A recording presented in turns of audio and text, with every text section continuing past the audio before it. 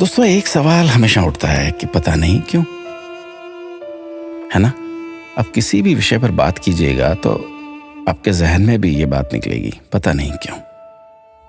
खाने को सादा दाल रोटी होती थी, लेकिन फिर भी किसी को खून की कमी नहीं होती थी, पता नहीं क्यों।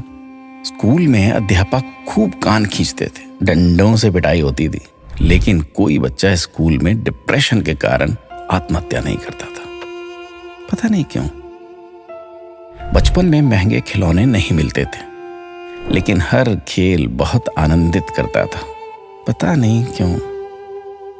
घर कच्चे होते थे, कमरे कम होते थे, लेकिन माता पिता कभी वृद्धाश्रम नहीं जाते थे, पता नहीं क्यों। घर में गाय की, कुत्ते की, अतिथि की, मेहमानों की रोटियां बनती थी, फिर भी घर का बजट संतुलित रहता था। आज सिर्फ अपने परिवार की रोटी महंगी हो गई, पता नहीं क्यों।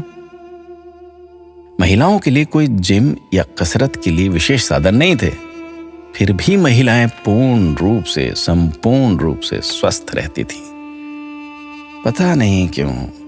भाई भाई में, भाई बहनों में अनेक बार खूब झगड़ा होता था, आपस में कुटाई तक हो जाती थी, परंतु आपस में मन मुटाव कभी नहीं होता था, पता नहीं क्यों।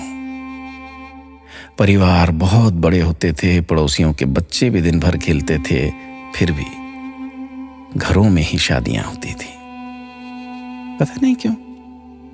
माता पिता थोड़ी सी बात पर थप्पड़ मार देते थे, लेकिन उनका मान सम्मान कभी कम नहीं होता था, पता नहीं।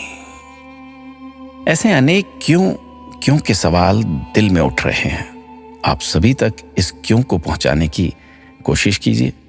शायद फिर से पहले जैसा सौहार्दपूर्ण वातावरण, आपसी प्रेम, एकता का माहौल बने। एक एक 11 होते हैं। अपना ख्याल रखिएगा।